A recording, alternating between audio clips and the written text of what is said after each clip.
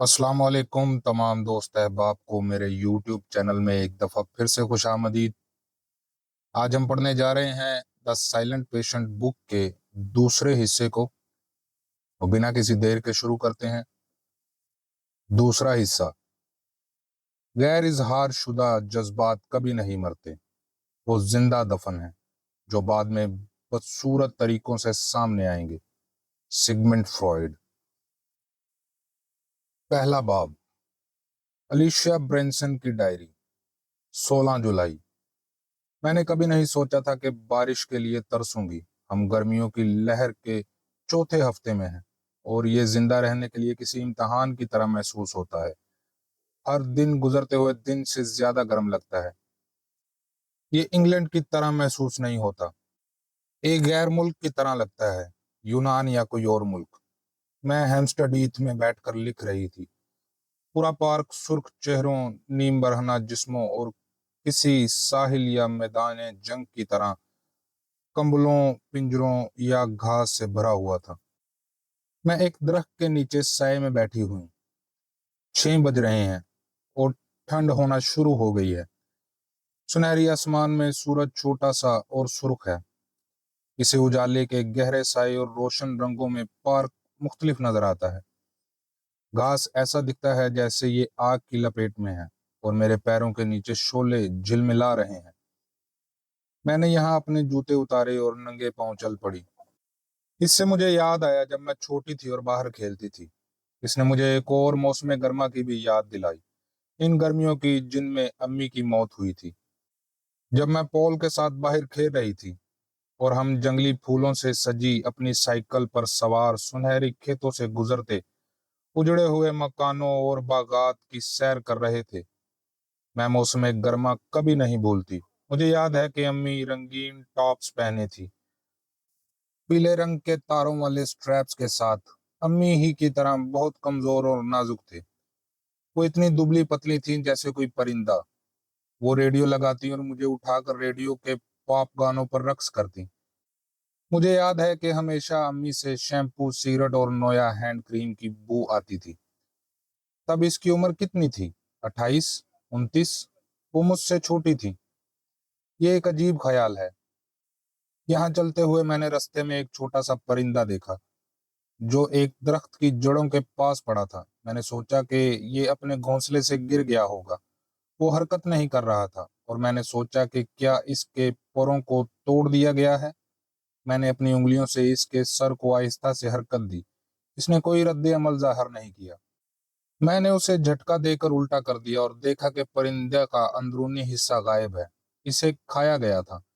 एक गड़ा रह गया था जो रेंगते हुए मोटे और सफेद कीड़ों से भरा हुआ था। मैंने महसूस किया कि मेरे पेट में भी रेंग रहा है। मैंने सोचा कि मैं बीमार हो रही हूँ। ये सब बहुत गंदा और जानलेवा है। मैं उसे अपने दिमाग से नहीं निकाल सकती। 17 जुलाई। मैंने हाई स्ट्रीट पर वाक़या एक एयर कंडीशन वाले कैफे में गर्मी से पनाह लेना शुरू कर दी थी, जिसका नाम कैफे DIR टस्टा है। इसके अंदर बर्फीली सर्दी है, जैसे कोई फ्रिज हो। खिड़की के पास एक मेज है जो मुझे पसंद है, जहां मैं बैठकर आइस्ड कॉफी पीती हूँ। कभी कभी मैं पढ़ती हूँ, खाकिया बनाती हूँ या नोट्स लिखती हूँ। गर्मी में ज्यादातर मैं अपने दिमाग को चलने देती हूँ और सर्दी में आराम करती हूँ। काउंटर के पीछे खूबसूरत लड़की बोर नजर आती है। वो अपने फोन को घूर रही है, अपनी घड़ी देख रही है और वक्फे वक्फे से लंबी सांसें ले रही है। कल दोपहर इसकी सांसें खास तौर पर बहुत तवील लग रही थी और मैंने महसूस किया कि वो मेरे जाने का इंतजार कर रही है ताकि कैफे बंद कर सके। और मैं हिचकिचाते हुए चली गई थी। इस गर्मी में चहलकदमी करना कीचड़ से गुजरने के बराबर है। मैं थकी मरी और पिटी हुई महसूस करती हूँ। हम इस मुल्क में इसके लिए तैयार नहीं हैं। गैब्रियल और मेरे घर में एयर कंडीशन नहीं है। किसके पास है? लेकिन इसके बगैर सोना नामुमकिन है। रात को हम चादर उतार कर फेंक देते हैं और वहीं अंधेरे में नंगे पड़े पसीने में भीगते रहते हैं। हम खिड़कियां खुली छोड़ देते हैं लेकिन ठंडी हवा का कोई नामो निशान नहीं मिलता। सिर्फ गर्म और मुर्दा हवा चलती है। मैंने कल एक इलेक्ट्रिक पंखा खरीदा है। मैंने इसे बेड पर अपने सीने के ऊपर सेट कर दिया। गैब्रियल ने फौरन शिकायत करना शुरू कर दी, पंखा बहुत ज्यादा शोर करता है, हम कभी नहीं सो पाएंगे। हम वैसे भी सो नहीं सकते, कम से कम हम यहाँ कमरे की घुटन में तो नहीं सो सकेंगे। गैब्रियल बड़बड़ाया, लेकिन वो मुझसे पहले ही सो गया। मैं वहीं लेटी पंखे का शोर सुनती रही। मुझे उसकी आवाज पसंद है, एक हल्की सी आवाज। मैं अपनी आंखें बंद कर कर इसको सुनकर गुम सी हो सकती हूँ। मैं घर के चारों तरफ पंखा अपने साथ लिए जाती हूँ, इसे प्लग ऑन करती हूँ और इधर उधर बैठने से अनप्लग कर देती हूँ। मैं आज दोपहर इसे बाग के आखिर में वाक़या स्टूडियो में ले गई। पंखे ने माहौल को सिर्फ काबिले बर्दाश्त बनाया, लेकिन ज्यादा काम करने के लिए अब भी बहुत गर्मी थी। मैं काम कर रही हूँ, कोई परवाह किए बगैर कि पंखा बहुत गर्म है, जैसे मैंने किसी रुकावट पर काबू पा लिया।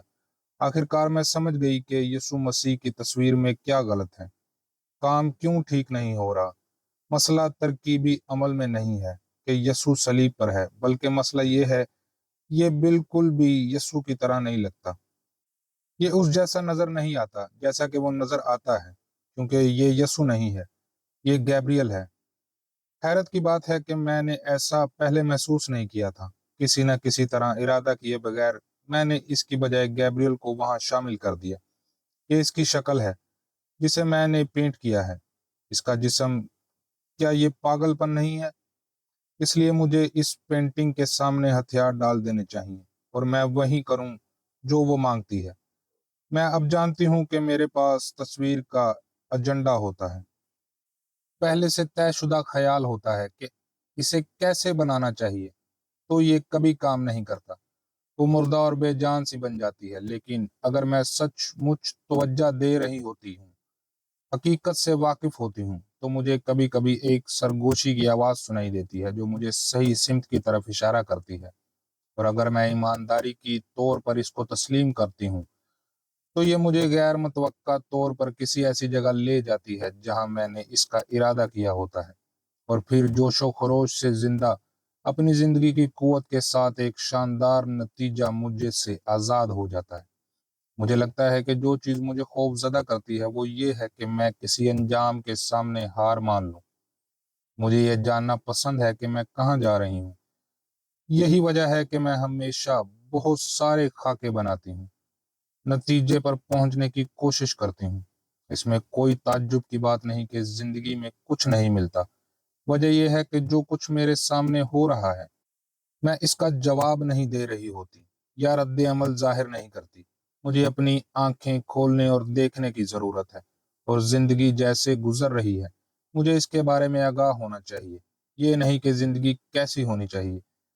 अब मैं जानती हूँ कि ये गैब्रियल की पोर्ट्रेट है और मैं इसको दोबारा शुरू कर सकती हूँ। मैं इससे कहूंगी कि वो मेरे सामने पोज मार कर बैठे। वो काफी अरसे से मेरे साथ नहीं बैठा। मुझे उम्मीद है कि इसे ये आइडिया पसंद आएगा और वो ये नहीं सोचेगा कि ये तौहीन आमेज है या ऐसा कुछ। वो कभी कभी इस तरह दिलचस्प हो सकता है। 18 जुलाई। मैं आज सुबह पहाड़ी के नीचे कैम्पडेन मार्केट गई। मैं बरसों से वहां नहीं गई। जब गैब्रियल और मैं एक दोपहर को इसकी खोई हुई जवानी की तलाश में वहां गए थे, वो इस वक्त वहां जाता था जब 9 उम्र का था, जब वो और इसके दोस्त रात भर जागते, नाचते, पीते और बातें करते।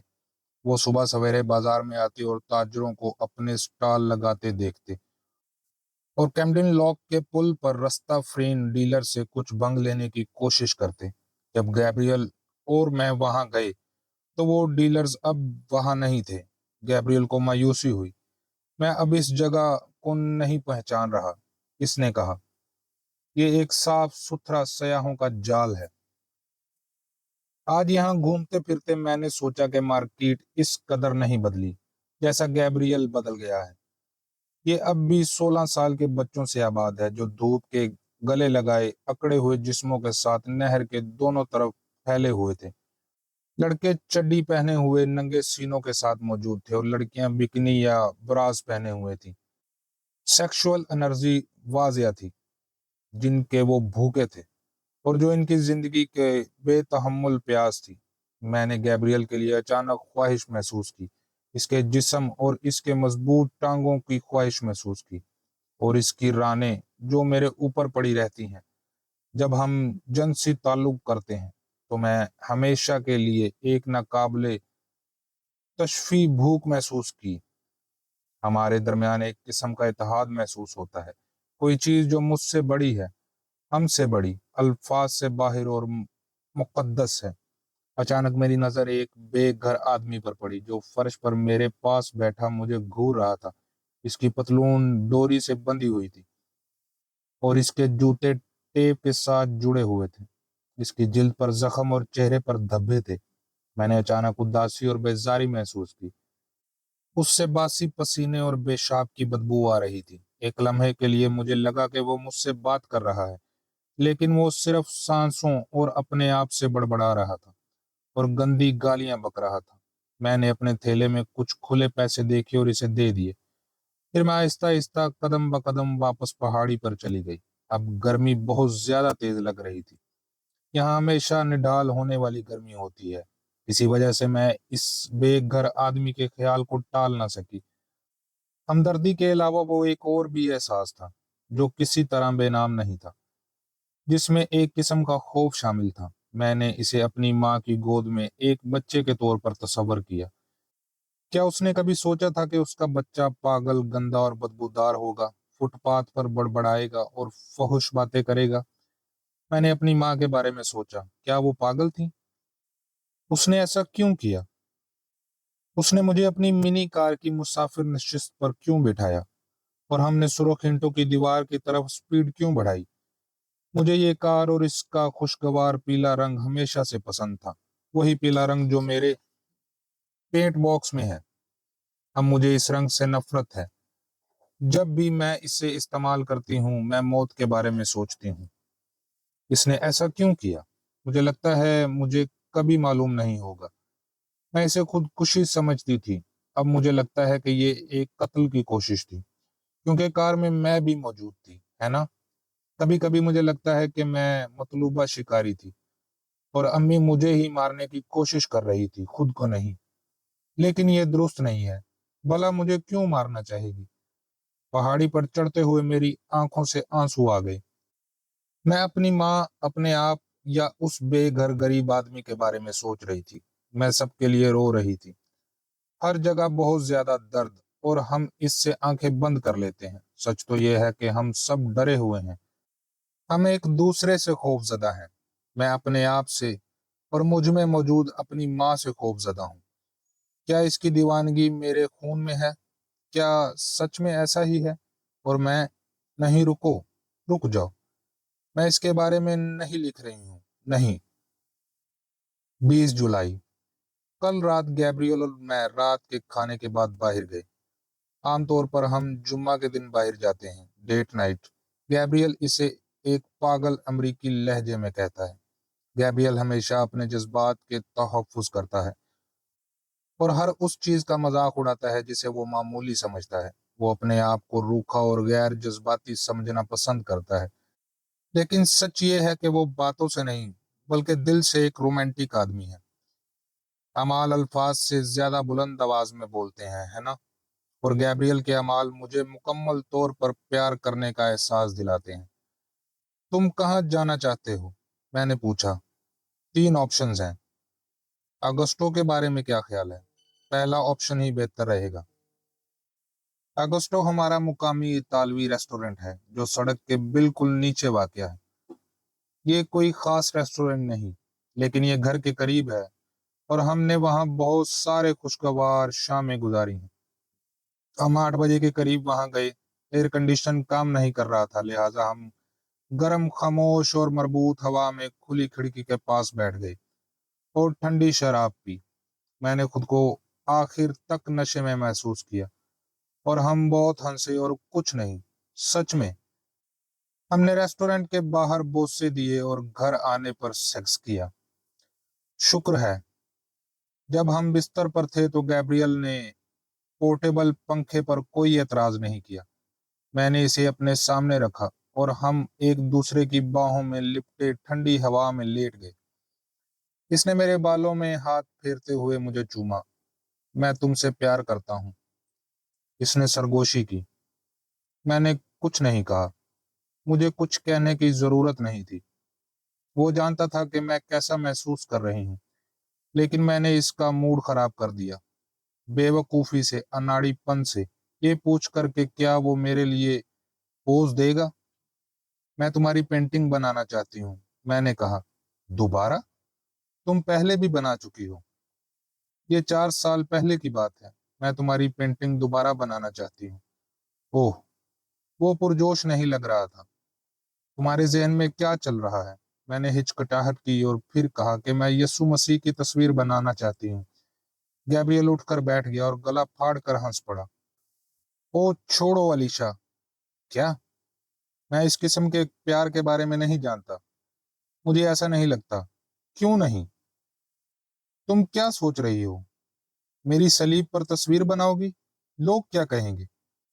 تمہیں کب سے پرواہ ہے کہ لوگ کیا کہتے ہیں؟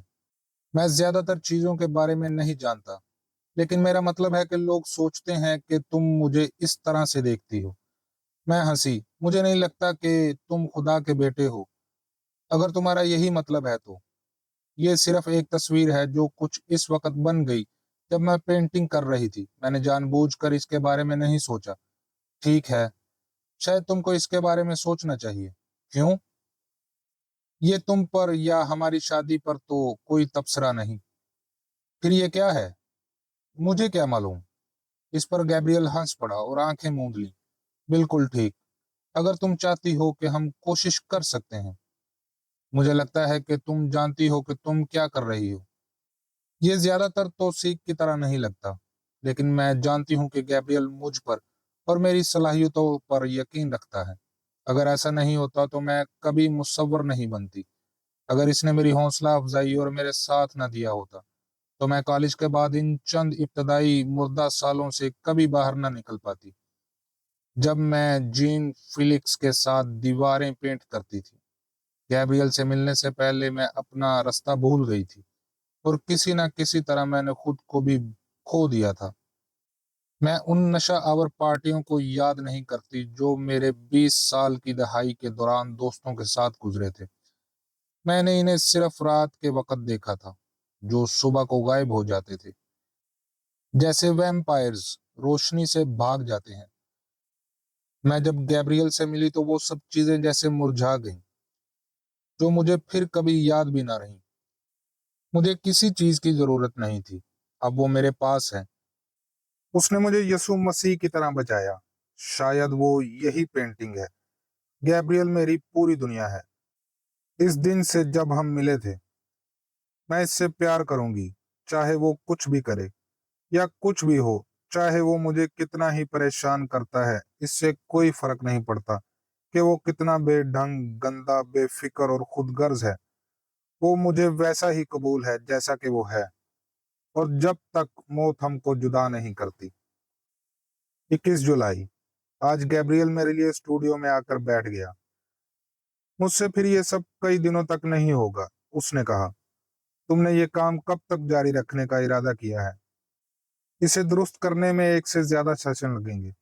کیا یہ صرف ایک ساتھ زیادہ وقت گزارنے کی چال نہیں ہے؟ اگر ایسا ہے تو کیا خیال ہے کہ ہم تمہید چھوڑ کر بستر پر کیوں نہ چلے جائیں؟ مجھے ہنسی آئی۔ شاید بعد میں، اگر تم بنا کسی پریشانی کے سیدھی طرح بیٹھے رہے تو۔ میں نے اسے پنکھے کے سامنے کھڑا کیا، اس کے بال ہوا میں اڑ رہے تھے۔ مجھے کیسا نظر آنا چاہیے؟ اس نے ایک پوز مارا۔ اس طرح نہیں، جیسے تم ہو ویسے ہی رہو۔ کیا تم نہیں چاہتی کہ میں تھوڑا غصے کا اظہار کروں؟ مجھے یقین نہیں ہے کہ یسوع مسیح تکلیف میں مبتلا ہوا ہوگا۔ میں نے اسے اس طرح نہیں دیکھا۔ چہرہ ادھر ادھر نہ کرو، وہیں کھڑے رہو اور کوئی حرکت نہ کرو۔ تم تو باس بن گئی ہو۔ وہ تقریباً 20 منٹ تک کھڑا رہا، پھر اس نے یہ کہتے ہوئے پوز توڑا کہ وہ تھک گیا ہے۔ بیٹھو پھر، لیکن بات نہ کرو، میں تمہارے چہرے پر کام کر رہی ہوں۔ گیبریل ایک کرسی پر بیٹھ گیا اور میرے کام کے دوران خاموش رہا۔